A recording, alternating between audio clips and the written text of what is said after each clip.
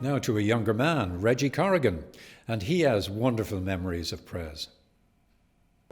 I started here back, when the junior school was still going. It was a private school then, fee-paying school, and it was very posh to be sent off to Pres to the junior school. But I loved it. I absolutely loved it. I've always loved my time at Pres, but I loved it then. But back then, I heard Morris talking earlier. It was kind of leafier surroundings, and it was maybe a little bit greener than it is now. There weren't as many houses around Bray, and it was a really nice place to come. And all the rugby pitches were kind of all the way down the level, right to the very front of the school. The junior pitch was down there, and the senior pitch was up the top.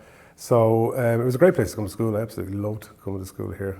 So there was no career in rugby when I was growing up playing the game. So I started off as a fullback with brother Morris down in the junior school and worked my way from 15 right the way through the positions to number 1 in loosehead prop. So I started at the back and went to the front. But I started, and I suppose because I played so many different sports when I was in school and growing up. So I played Gaelic football, I played soccer, I was a goalkeeper in soccer. I swam here because it was back in the day when we had a swimming pool. So again, another big privilege. So I swam with Gary O'Toole in the Trojan Club here, and I played golf with Mick Mackey down in Bray Golf Club, and another teacher here, and then rugby was there as well. So we were playing sport until it was coming out of our ears. Certainly when I played rugby, it was at the very beginning of professionalism. It had just come in. 95 was the start of professionalism. I started in 97. We were very much amateur in everything that we did. But the game still had a little bit of, spark in it, and it was an enjoyable game to watch.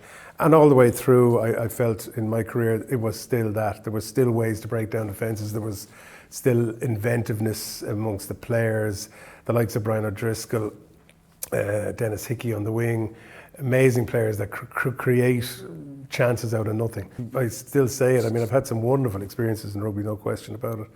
But still my favourite times were schools rugby. And we had a very good team back in my day, and we got to the semi-final. We were beaten in Lansdowne Road by St Michael's. But that was a huge achievement even to get to that semi-final. And we had a great team. But I have incredible memories of schools rugby.